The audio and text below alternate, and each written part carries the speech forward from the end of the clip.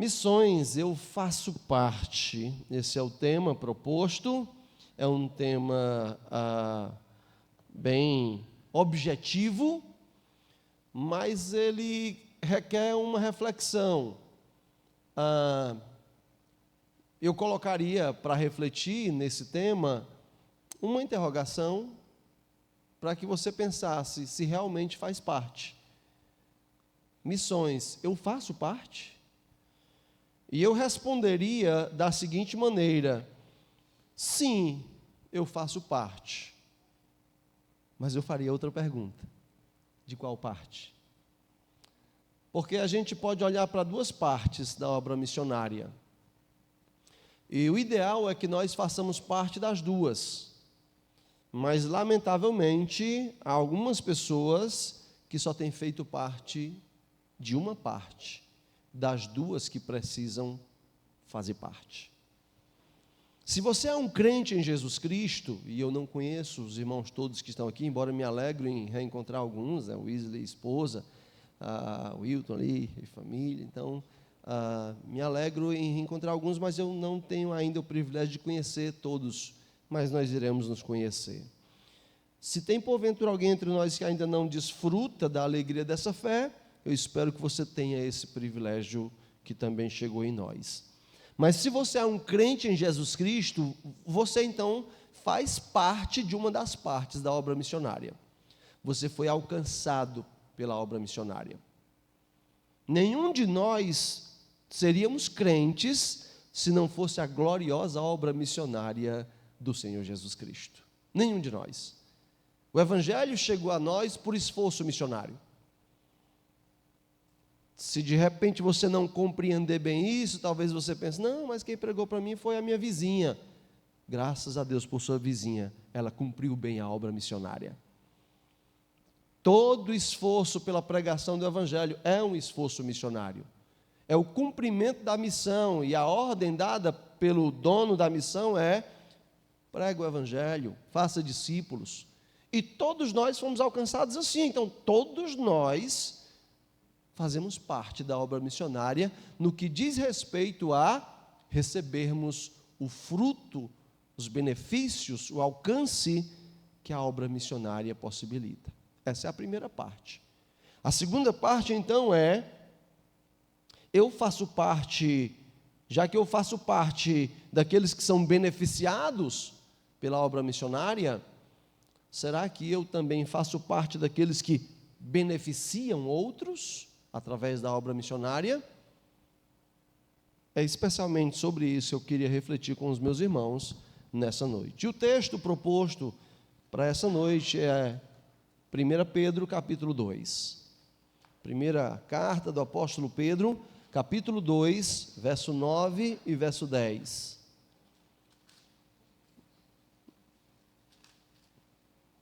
É um texto relativamente bem conhecido, de tal maneira que não será tão difícil de expô-lo. Primeira epístola de Pedro, capítulo 2, versos 9 e 10.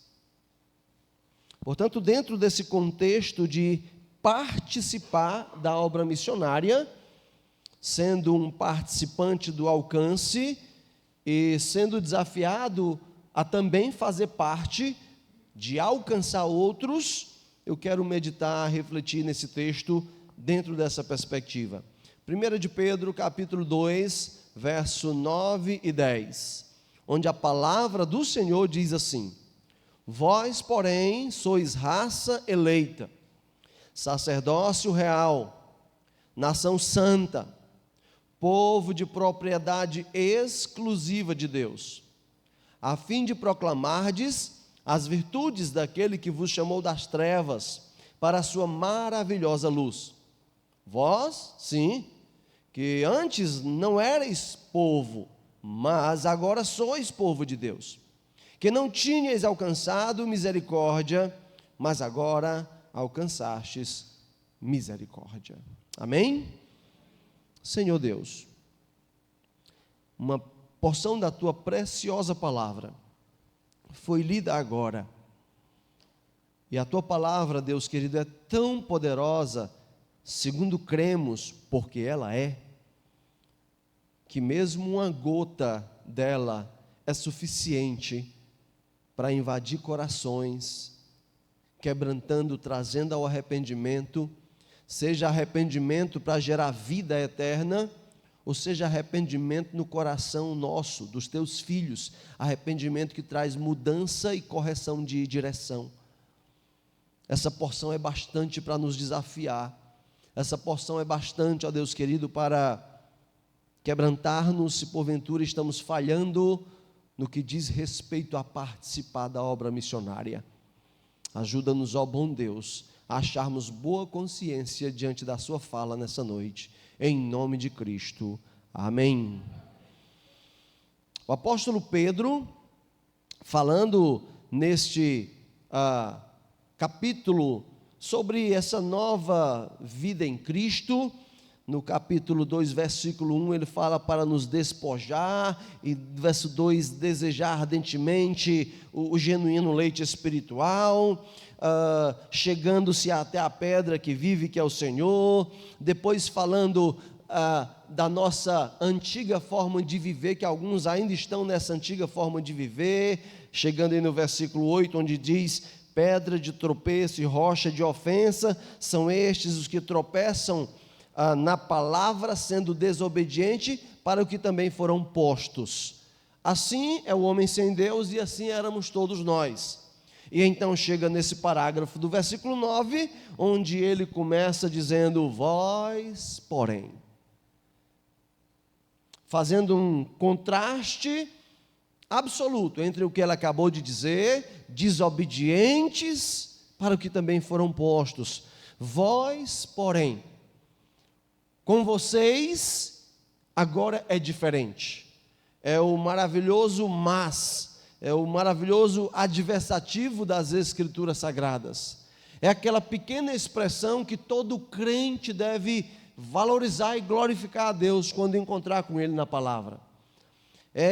Pedro aqui está nos lembrando mesmo que o apóstolo Paulo costumava usar, como em Efésios capítulo 2, onde diz que nós estávamos mortos em nossos delitos e pecados, mas Deus, sendo rico em misericórdia, por causa do amor com que nos amou, então nos salvou graciosamente. Mas, nós também éramos assim.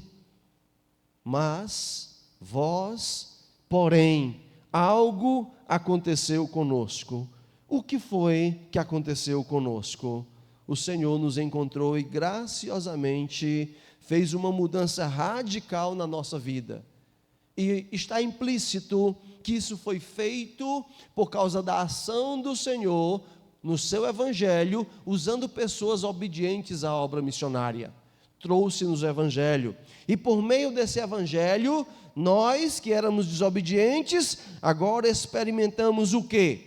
Uma mudança radical, uma mudança verdadeira, absoluta, porque de desobedientes, de perdidos, de rebeldes, de pessoas que tropeçavam na palavra, agora, porém, somos uma raça eleita, uma mudança absoluta, uma mudança da água para o vinho, como se diz.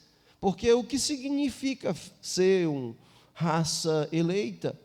Até o conceito de raça, que é um conceito que vai aí gerar muito debate se a gente fosse entrar no campo da ideologia, mas o que o Senhor está nos dizendo aqui é que nós antes éramos de um grupo de pessoas que, se fôssemos dizer raça, éramos de uma raça de perdidos, e agora passamos a fazer parte de um outro grupo de pessoas. Pedro está, inclusive, usando uma linguagem veterotestamentária, que normalmente aludia ao povo de Israel, à raça eleita de Israel, e que agora, não substituindo Israel, porque os dons e a vocação do Senhor são irrevogáveis, seus planos para com Israel hão de cumprir-se, mas Pedro agora está dizendo: vocês também que antes não eram desse grupo, dessa família, dessa raça, agora vocês são desse grupo, dessa família que foram eleitos. Eleitos. Eu não sei se isso já aconteceu com você, embora eu suspeite de que isso tenha acontecido com todos nós, e se não aconteceu, ainda irá acontecer. Quando você é preterido de alguma programação, de um aniversário, de uma festa, isso é ruim, né? Ser deixado de lado. O oposto também traz emoções interessantes, é quando nós somos lembrados. Então recebe aquele convite, olha, vai ter meu aniversário, não vai dar para ir todo mundo, alguma coisa do tipo, e então, mas você foi escolhido para estar. Dá aquele sentimento de nobreza, não é? Mas aqui o que está falando é que não foi um convite, não fomos eleitos para estar em qualquer festa de aniversário. Não foi para estar em qualquer festa, por mais bela que seja nessa terra. Nós fomos eleitos para fazer parte da família do Senhor Jesus Cristo e desfrutar de uma festa que não tem fim. Uma festa que não experimenta fim.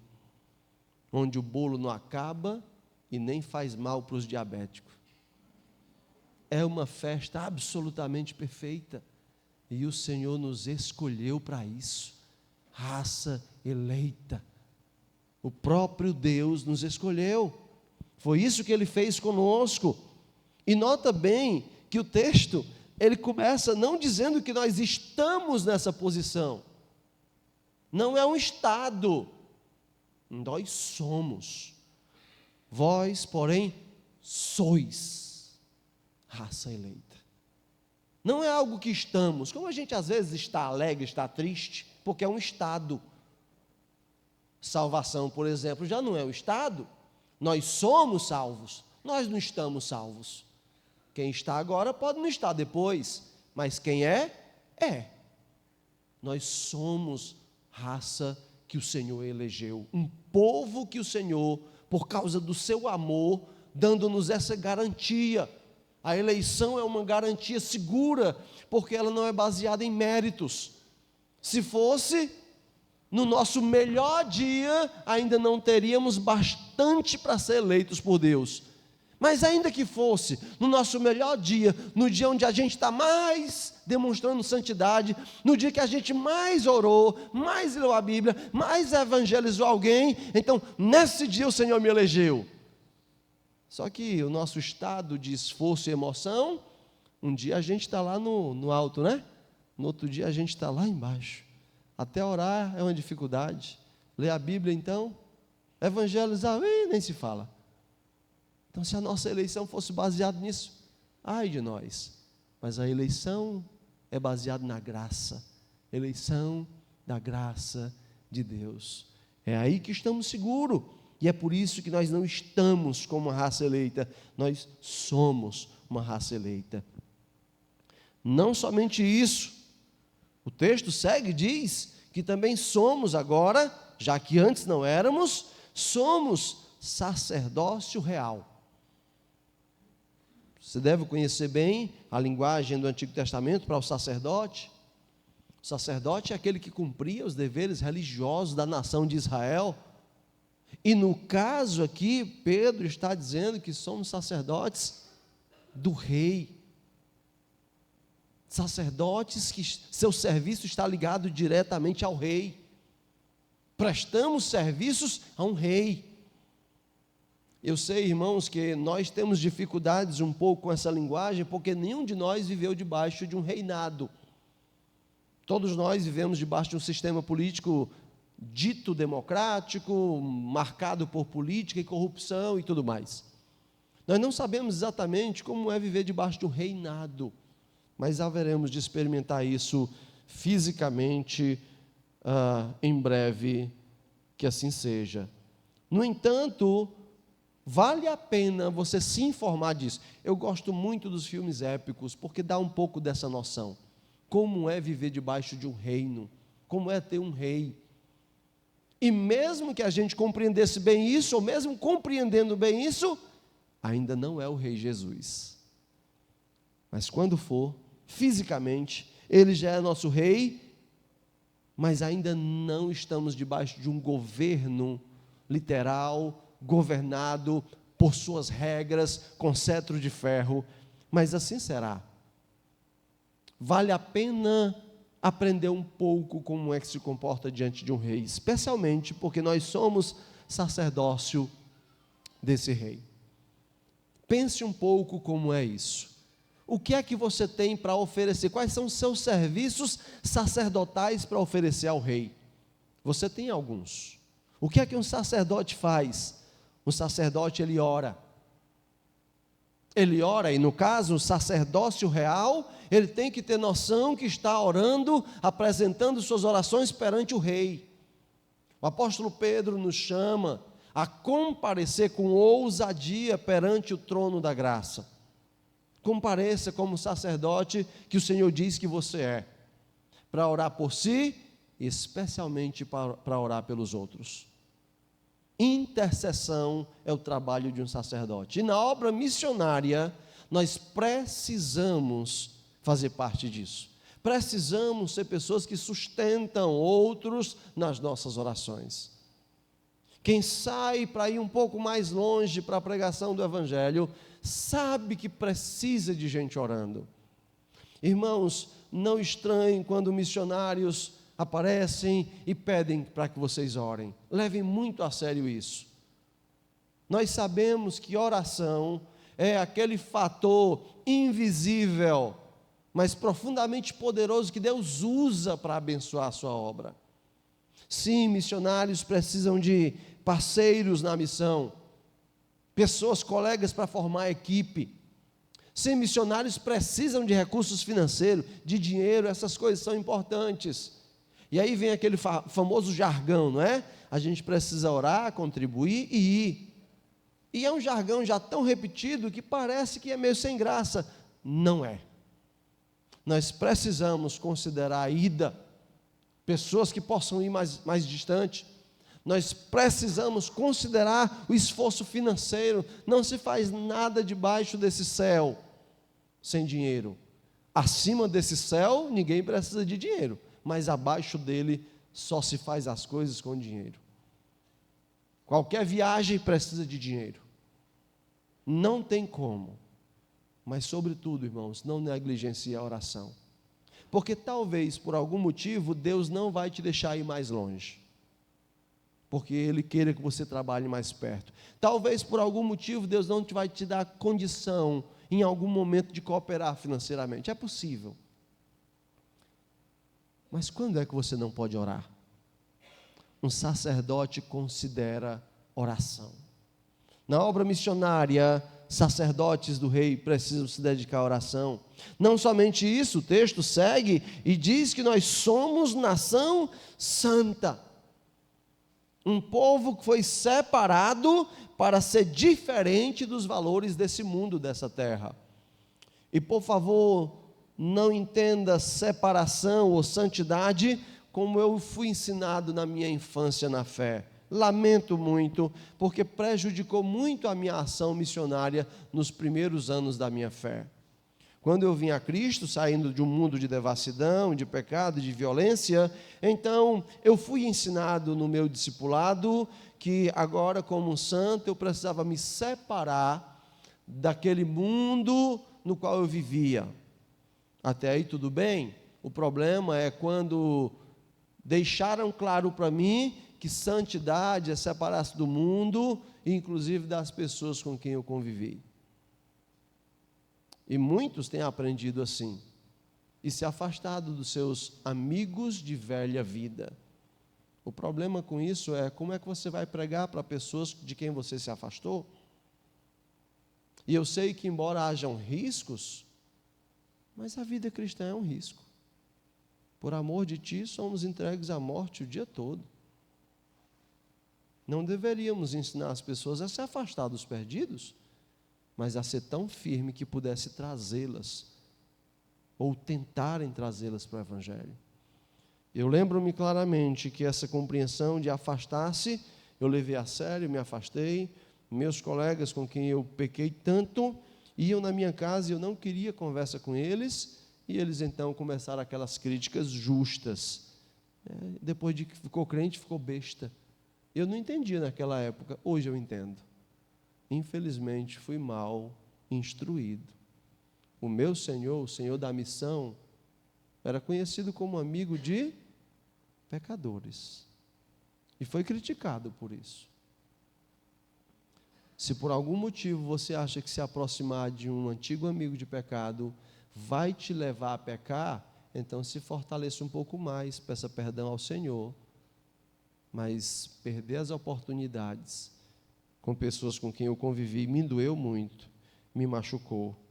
Porque eu sou nação santa. Isso não significa ser separado das pessoas. Noé é um exemplo disso. Homem íntegro e reto que se desvia do mal no meio da sua geração, entre os seus contemporâneos. A santidade que se afasta dos pecadores, ela não encontra cabimento nas Escrituras. E portanto, fazer discípulos de todas as nações. Como é que eu vou fazer discípulos de todas as nações se eu me afastar dos pecadores? Nação santa significa um povo que foi comprado pelo Senhor e separado dos valores do mundo, não do mundo. Porque se fosse para ser assim, o Senhor teria nos tirado quando nos salvou. Mas Ele nos deixou para que fôssemos influência, sal e luz. Nação santa, um povo separado dos valores desse mundo, diferentes desse mundo, ainda que vivendo entre os desse mundo. E ainda mais, quanta riqueza tem esse versículo para conosco. Somos raça eleita, somos sacerdotes do rei, somos uma nação santa e também somos um povo que temos um único dono. Povo de propriedade exclusiva de Deus. Posse. Às vezes, nos carros dos órgãos públicos, tem lá aquela faixa, né? Uso exclusivo em serviço. E nem sempre é assim que acontece. Às vezes, alguns funcionários públicos usam fora de serviço para seu bem pessoal, o que é, na lei, um crime. E quando nós, cidadãos, vemos isso gera certa revolta, não é? Eu vi um rapaz numa ambulância fazendo as compras da sua casa no mercantil. Quer dizer, eu não vi, eu vi um vídeo. Então alguém viu isso e filmou, e ficou denunciando, o rapaz ficou todo errado, entrou na ambulância e saiu. Isso gera certo desconforto na gente, porque aquilo está errado. Mas será que espiritualmente a gente não faz isso? Somos um povo de propriedade exclusiva de quem? De Deus. Então está em nós aquela frase, uso exclusivo de Deus. Será que tem sido assim? Será que os santos anjos não têm ficado chateados porque nós às vezes, ou talvez muitas vezes, estamos usando aquilo que é de uso exclusivo de Deus para nosso próprio uso? Será que você é adepto daquela frase, sou dono do meu nariz, eu mando em mim, eu me governo? Isso não bate bem com a ideia de propriedade exclusiva de Deus. O que bate bem com propriedade exclusiva de Deus é, Deus, já que tu me compraste, o que é que eu faça? Como quer que eu viva? Como o Senhor espera que eu gaste os recursos que o Senhor tem me ajudado a conquistar? Essa casa, esse carro, a minha vida é de sua propriedade. E vale a pena lembrar que assim o é porque Ele pagou o preço. Acho muito interessante Atos capítulo 20, quando o apóstolo Paulo diz, no versículo 28, falando aos pastores, aos presbíteros de Éfeso, Paulo diz, atendei por vós e por todo o rebanho sobre o qual o Espírito Santo vos constituiu bispos, para pastoreardes a igreja de Deus, a qual Ele comprou com o seu próprio sangue. E o que eu acho curioso nesse texto é porque não está dizendo que foi o sangue de Jesus, embora está implícito, mas de maneira clara está dizendo que Deus, a igreja de Deus, que Ele, Deus, comprou com o seu sangue. Então, Deus sangrou por nós. Deus foi naquela cruz e pagou o alto preço do qual nós cantamos tão bem naquele belo corinho, alto preço. Eu sei que foi pago um alto preço. Altíssimo preço.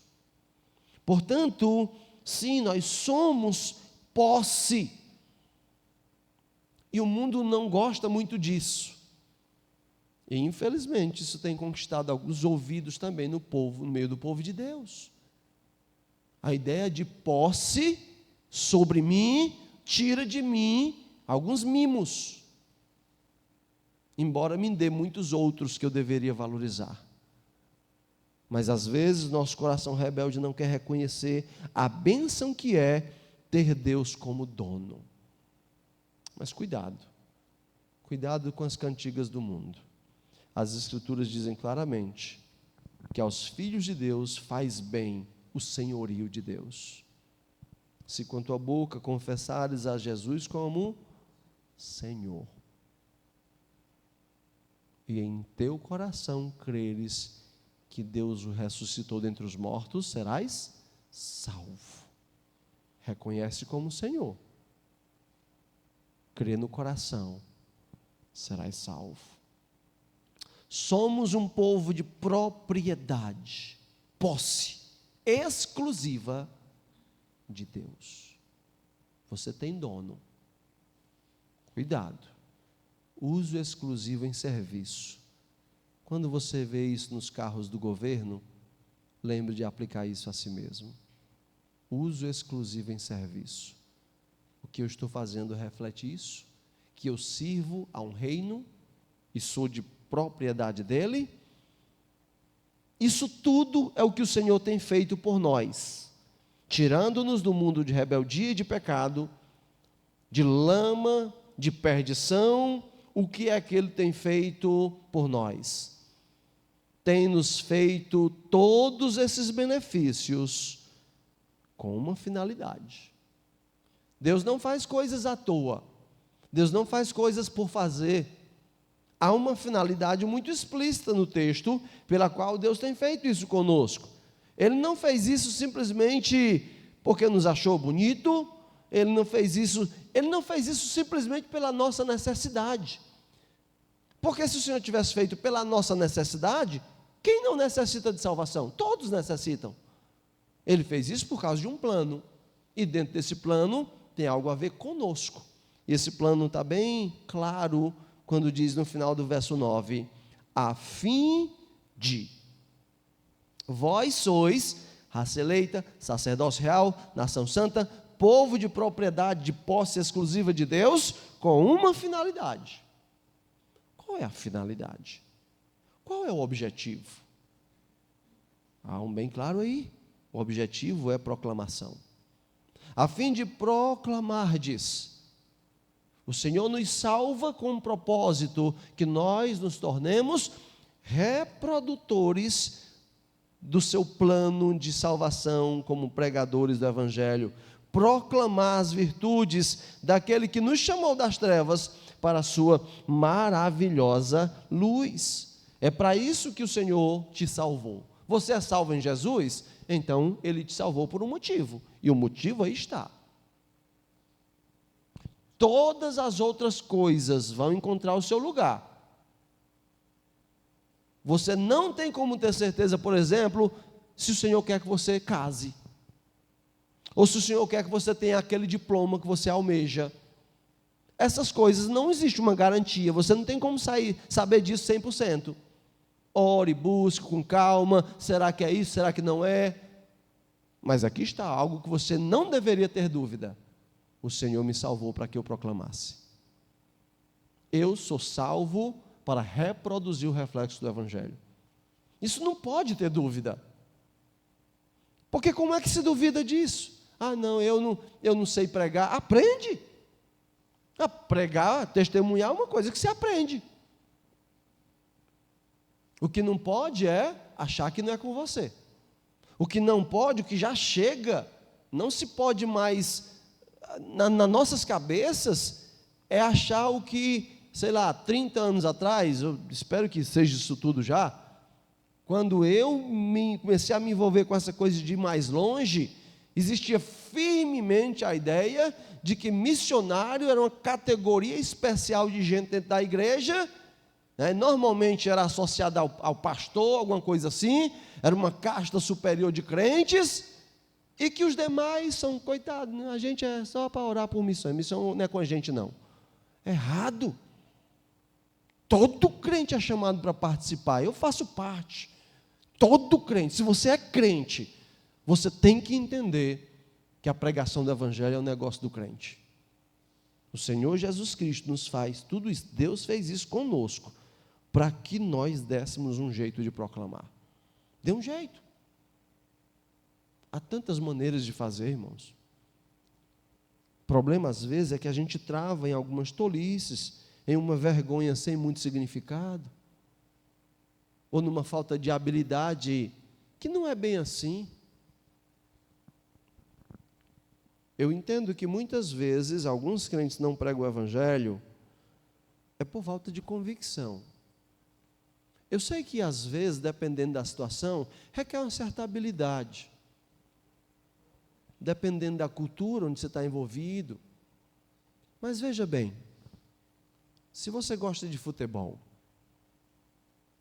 se você tem um time de futebol, você gosta de um time, não vou nem usar exemplo de nenhum não, senão vou ficar tentando adivinhar o time que eu torço, né?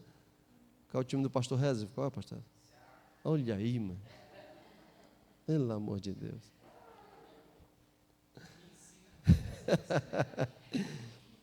Se você tem convicção que o Ceará é um time bom, você vai discutir sobre isso. Você vai querer convencer outros que faz parte, porque na sua cabeça está isso. Eu imagino que para o pastor seja mais simples, mais tranquilo, mas eu estou falando de pessoas que estão convencidas de que o seu time é a coisa melhor do mundo.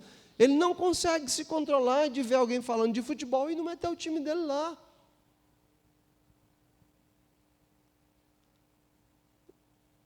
E quem gosta de dorama? Eita, mexi com um bocado de gente, né? Ouvi falar de doramas, mas tem um ano que é bom. Quem gosta de cozinhar, né? Ouviu falar de comida, vai querer falar. Às vezes, talvez, o nosso pecado ainda está tão incipiente, que a gente ainda não tem tido aquela convicção que a melhor coisa em toda a nossa vida é Jesus. Aquela certeza de quando vê alguém falando de religião, eu diz, opa, aqui dá para eu falar de Jesus. A gente pode fazer isso em todo lugar, irmãos. É só andar com Ele para todo lugar. Não é porque somos pastores ou missionários. Não é porque nós somos pastores ou missionários que a gente consegue fazer isso. Eu acho que é o oposto. Eu comecei a pregar o Evangelho, eu não era pastor. Eu era um jovem, noivo com aquela irmã, vimos as oportunidades, começamos a pregar para os surdos da nossa cidade, aprendemos Libras, pregamos, 10 anos trabalhando com surdos, sem nenhum reconhecimento humano. Depois a igreja veio, anos depois, e rapaz, vocês são missionários entre os surdos. A gente já estava na obra.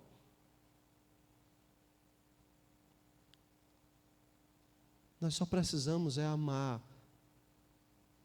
Não aquele amor íntimo somente, mas aquele apego tal a Jesus, aquele que às vezes a gente não quer, mas deveria querer.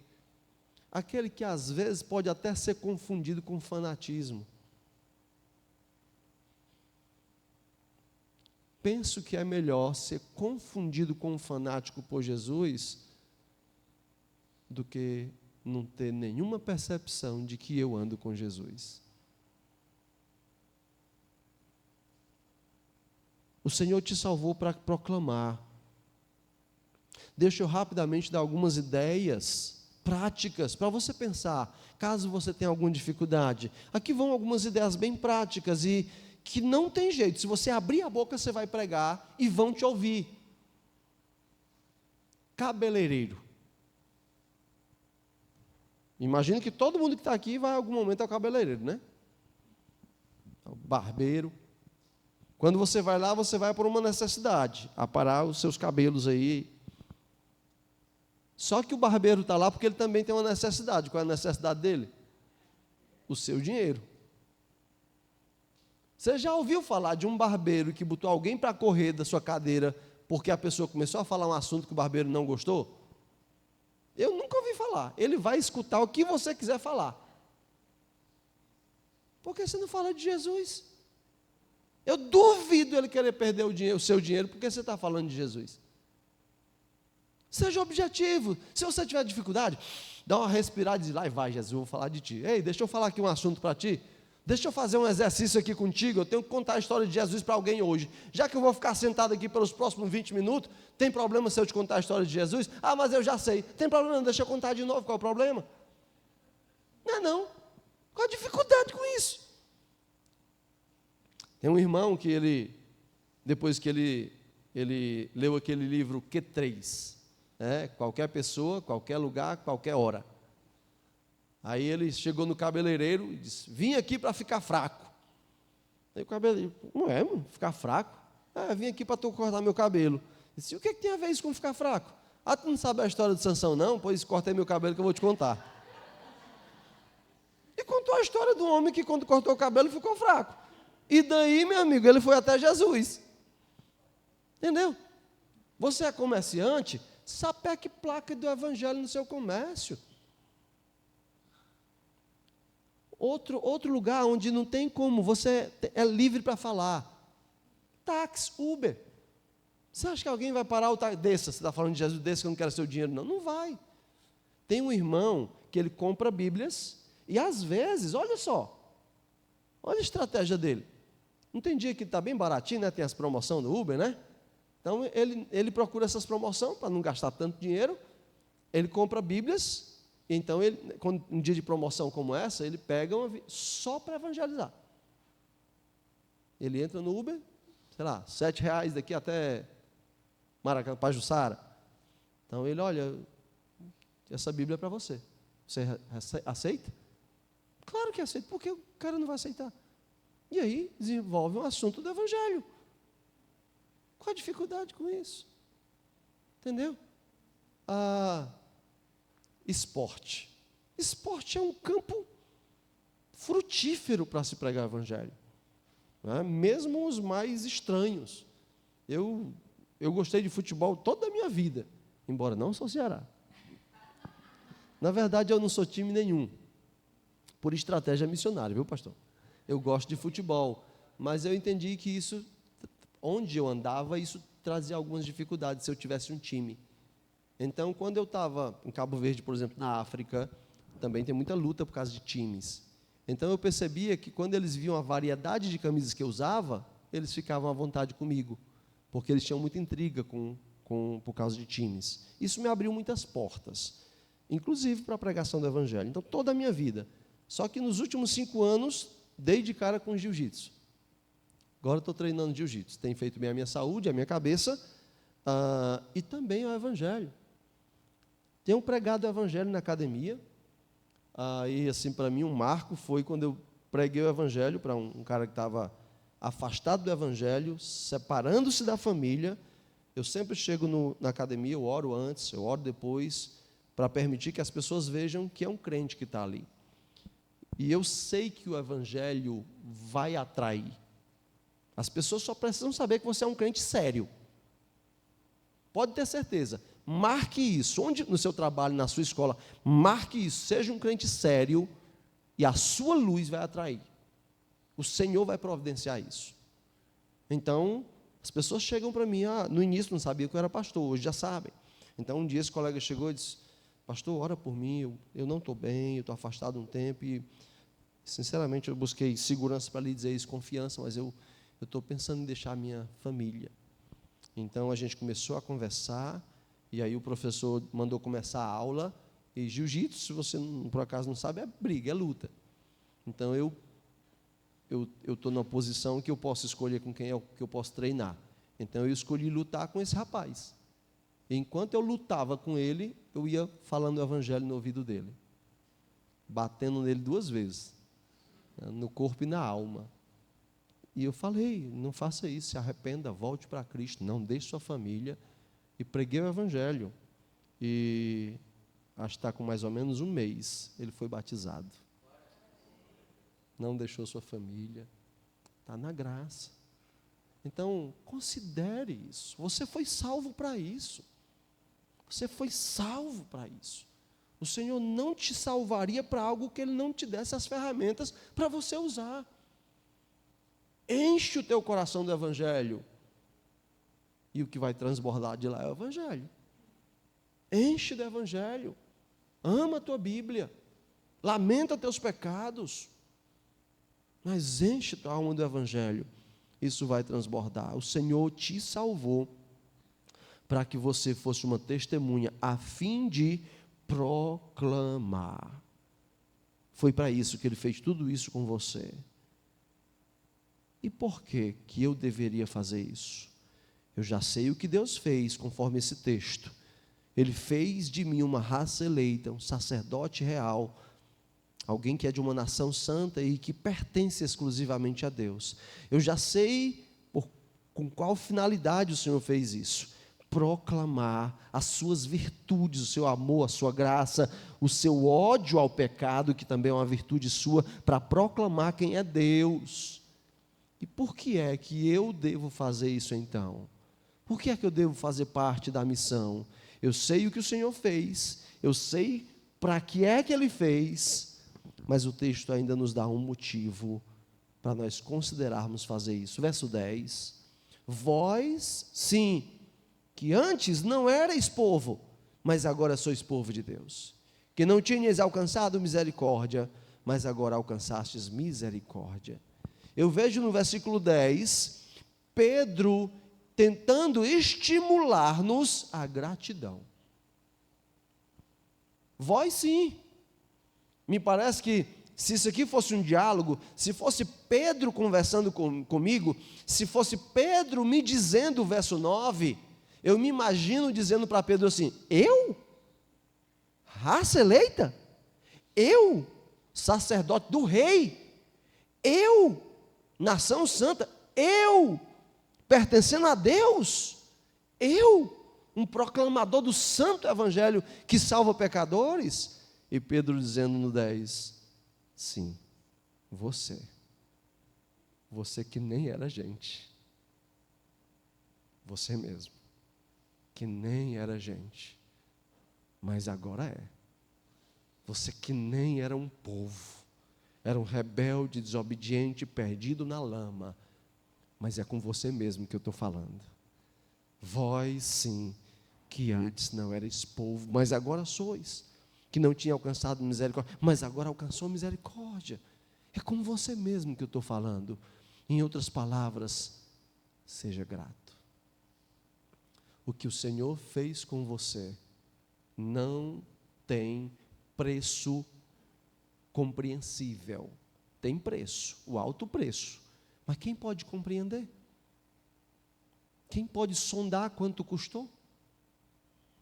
Alto demais para que nós possamos compreender, de tal forma que o que nós precisamos é ser gratos. Senhor, eu não quero fazer isso para alcançar algo, eu quero fazer porque eu fui alcançado. Eu preciso fazer para demonstrar gratidão, o privilégio de ser participante dessa maravilhosa obra. Quando você não faz isso, querido irmão, querida irmã, quando eu e você falhamos com isso, é ingratidão. Certamente qualquer um de nós criticaria caso alguém, um cientista, encontrasse a cura para uma doença maldita como o câncer. E se um cientista encontrasse a cura para isso e de repente ele não revelasse, considerando os grandes recursos que as doenças trazem para a indústria farmacêutica, ele não revelasse, isso fosse descoberto, nós consideraríamos como uma pessoa muito má, cruel. Mas, irmãos, será que nós compreendemos de verdade que não existe mal maior do que a falta de arrependimento, a falta de crença no Evangelho, a falta de fé no Evangelho? Esse é o maior mal. O câncer, por mais maléfico que seja, ele não corrói eternamente, mas o pecado sim. E qual é a cura para o pecado? Proclame as virtudes daquele que vos tirou das trevas para a sua maravilhosa luz. Essa é a cura. E você tem. Você sabe. E você não proclama? Então quem é pior? O cientista que descobriu a cura do câncer e não revela? Ou você que sabe a cura do mal que rói eternamente o coração do ser humano e você não fala para ele? É sério que você crê no Evangelho?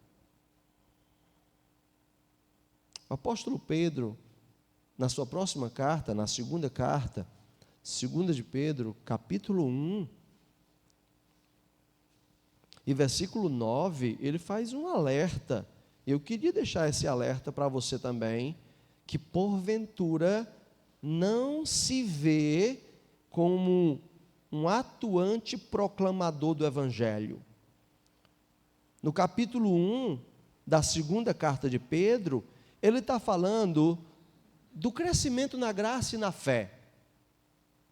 E embora ele não fale ali sobre ser um missionário ou fazer parte da obra missionária, mas é óbvio que isso está incluso em crescer na graça, em ser um crente que está amadurecendo. Isso está implícito. E olha o que é que Pedro diz no verso 8 do capítulo 1 da sua segunda carta. Aliás, verso 9.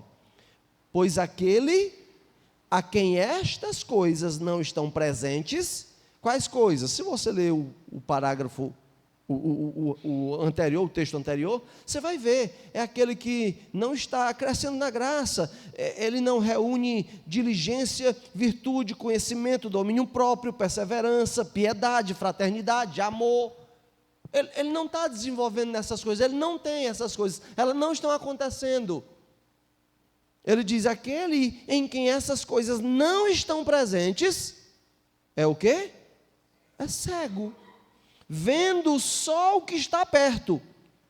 E aí eu acho a parte pesada desse texto, esquecido da purificação dos seus pecados de outrora. Sabe aquele crente que vibrou nos primeiros tempos da sua fé? Alguns chamam o primeiro amor. E era vibrante, isso, aquilo, outro. E aí passou o tempo e esfriou. Ah, porque todo mundo esfria, é? Não. Não deixe com que as trevas te enganem com isso. Se todo mundo esfria, aprenda com o conselho da sua mãe. Quando o filho dizia para a mãe, mas todo mundo faz, o que é que as mães diziam? Você não é todo mundo, meu filho. A gente sabe disso, irmãos, mas a gente fica caindo no canto do vigário. Mas todo mundo esfria, eu não sou todo mundo. Deus tem compaixão de mim, eu não sou melhor do que ninguém, mas eu não sou todo mundo. Eu fui salvo, eu sei de onde o Senhor me tirou. Não esqueça de onde o Senhor lhe tirou. Não esqueça como Ele lhe achou. E se por acaso Ele não te achou numa lama tão grande como eu ou outros foram encontrados, então não esqueça onde você poderia estar se Ele não tivesse lhe encontrado. Não esqueça. Não esqueça a capacidade do coração humano sem Deus de ser mau e cruel. Não esqueça que Adolf Hitler não foi o pior homem da história.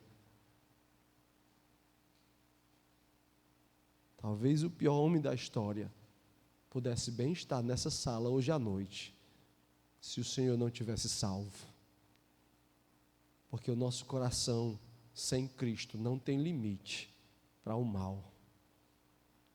Por outro lado, um coração que Jesus salvou também não encontra limites em se doar para o Senhor e amá-lo, seja na vida, seja na morte. Não seja cego, meu irmão, minha irmã, vendo só o que está perto, esquecido da purificação dos seus pecados de outrora. Em outras palavras, seja grato.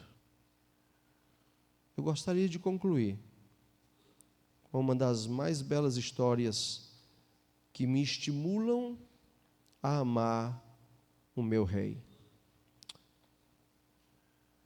2 Samuel capítulo 23. 2 Samuel 23. Enquanto você folheia para ali, eu queria contextualizar. Nesse texto, o rei Davi já é um homem velho. Inclusive, ele está no seu leito, registrando de maneira grata, registrando os feitos dos homens mais valentes do seu exército.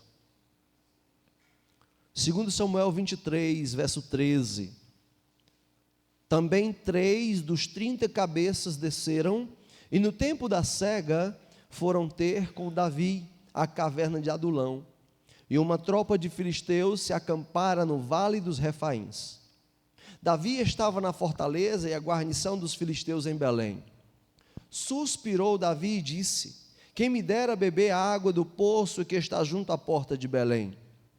Então aqueles 3 valentes romperam pelo acampamento dos filisteus e tiraram água do poço junto à porta de Belém e tomaram-na e a levaram a Davi. Ele não a quis beber, porém a derramou como libação ao Senhor e disse: longe de mim, ó Senhor, fazer tal coisa. Beberia eu o sangue dos homens que lá foram com perigo de sua vida? De maneira que não a quis beber. São essas as coisas que fizeram os 3 valentes. Davi estava em fuga, porque os filisteus tinham invadido Jerusalém. Não nesse momento, ele está relembrando isso e registrando um momento em que isso aconteceu. E ele está dizendo que naquela ocasião lhe deu saudade, aquele desejo de beber uma água fresca lá do poço de Belém. Não é que o rei não tivesse água. Quando o rei Davi saía com a sua comitiva, tinha alimento, tinha água, tinha tudo o que ele precisava. Inclusive a caverna do Adulão, ele já tinha transformado até num pequeno castelo de defesa. Tudo o que ele precisava estava lá. Mas o rei teve uma nostalgia, uma vontade de beber aquela água fresca do poço de Belém. Os desejos do rei. Um bom súdito nunca questiona os desejos do rei. Um bom súdito só quer suprir, só quer responder, só quer dar resposta a isso. E eu imagino, sinceramente, que hoje, eu espero que entre nós não tenha nenhum desses, mas eu tenho visto por onde eu ando, que hoje, alguns dos súditos de Jesus, se estivessem na mesma situação, talvez diriam: ô reizinho besta, tem água aí, que é a água lá de Belém, cheio de filisteu lá em cima dos muros, dos portões, e a gente tem... Mas rapaz, já pensou mesmo? Lamentavelmente, eu posso ver, por onde eu ando e por onde eu sirvo, pessoas que pensariam assim: não tem água aí?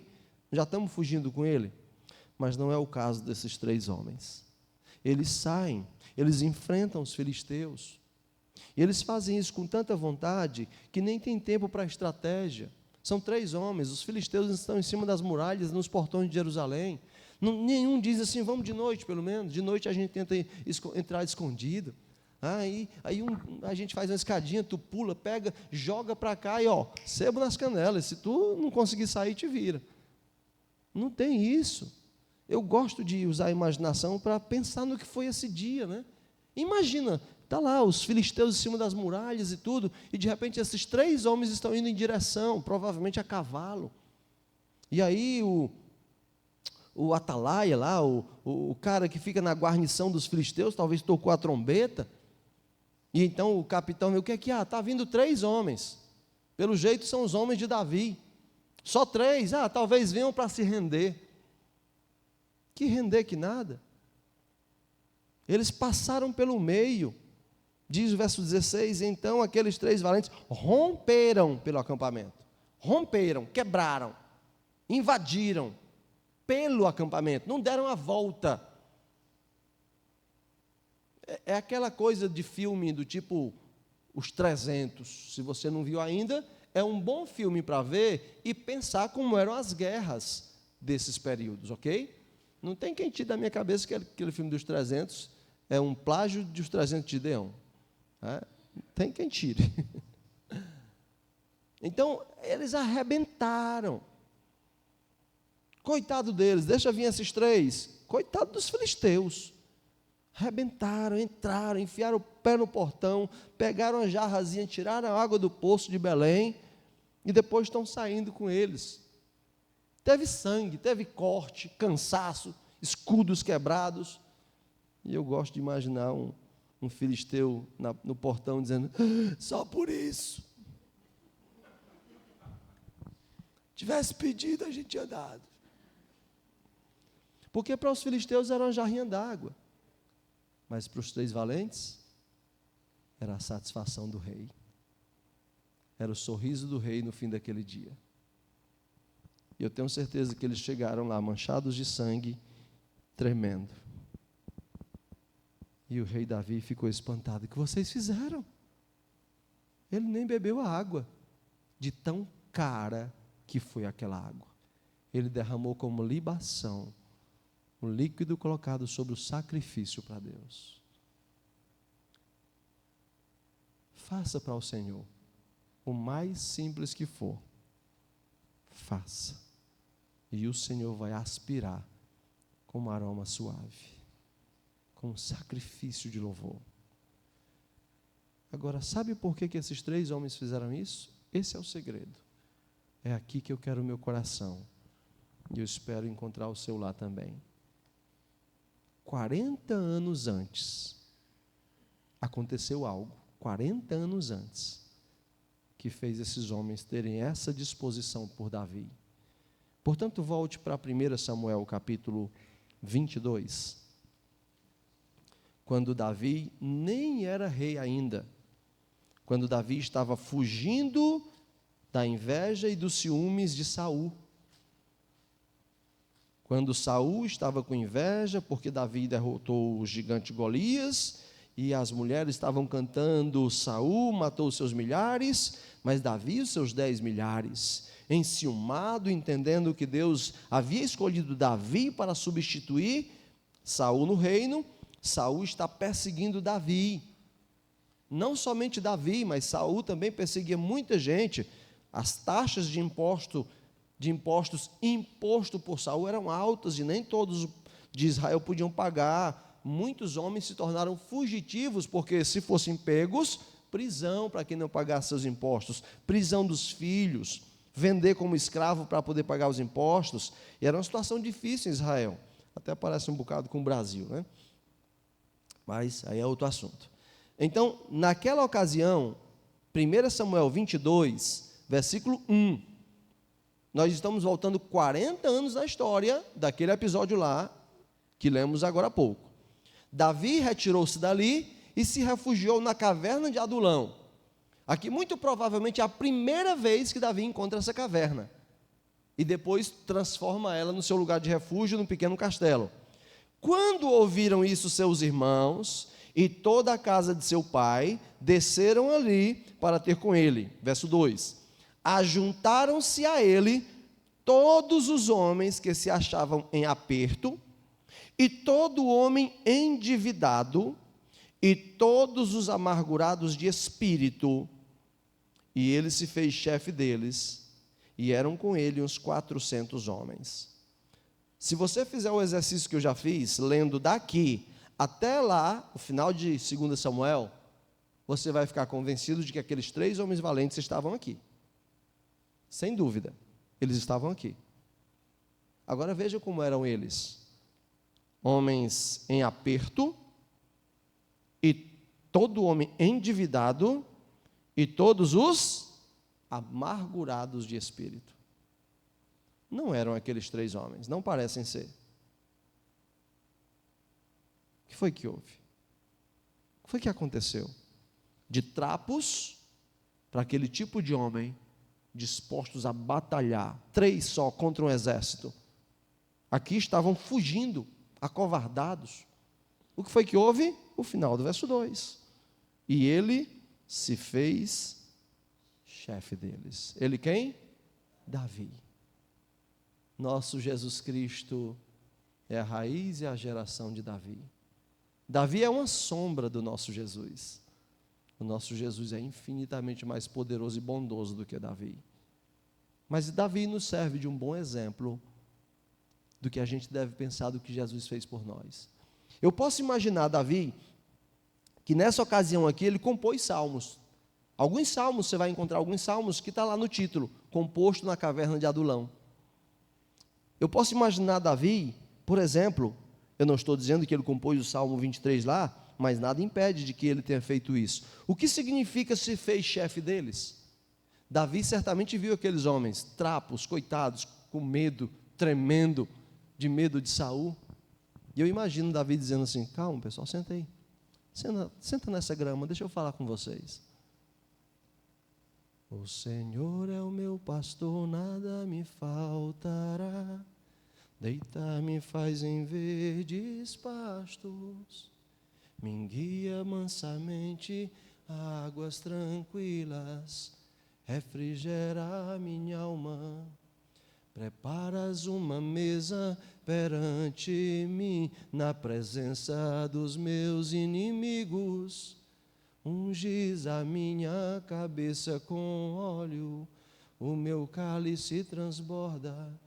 Certamente que a bondade e a misericórdia me seguirão todos os dias da minha vida, e habitarei na casa do Senhor por longos dias, e habitarei na casa do Senhor. E eu imagino aqueles homens criando músculos na alma, nervos sendo refeitos, uma fé sendo construída. Irmãos, façam esse exercício, leiam esse texto daí para frente, e você vai ver que onde Davi vai, esses homens querem ir atrás. Como quem diz: onde esse garoto for, eu tenho que ir. Davi era um garoto aí, talvez nos seus 20 anos. Onde esse rapaz for, eu tenho que ir, porque o que ele fala enche o meu coração. E começaram a batalhar com Davi, as conquistas do Deus de Israel. E por isso, quando chega lá na velhice, Davi conta essas histórias do amor desses homens por eles. Eu imagino que quando Davi tinha um desejo, esses homens só pensavam assim: é Davi que quer isso, é o rei. E quem é esse rei? Ele é aquele que nos achou daquele jeito, lembra? Lembra? Ele nos achou, nós éramos trapos, covardes, fugindo, apertados, endividados e o pior, amargurados de espírito. E ele se fez o nosso chefe. Vale a pena viver por ele. E se precisar, vale a pena morrer por ele. Será que o nosso Jesus é menos do que isso? Não é possível que seja. Enche o seu coração de gratidão pelo Senhor. Abra os seus lábios e demonstre esse amor ao Senhor, amando os perdidos. Tem dificuldade com isso? Começa pregando para você. Prega para a tua alma, para o teu coração, você precisa. Prega para as pessoas em sua casa, na sua escola, no seu trabalho, na sua faculdade, na sua academia. O Senhor nos fez raça eleita, sacerdócio real, nação santa, povo de propriedade exclusiva dele, com uma finalidade. Qual é? Proclamar. Vai lá e faz. Eu faço parte da missão.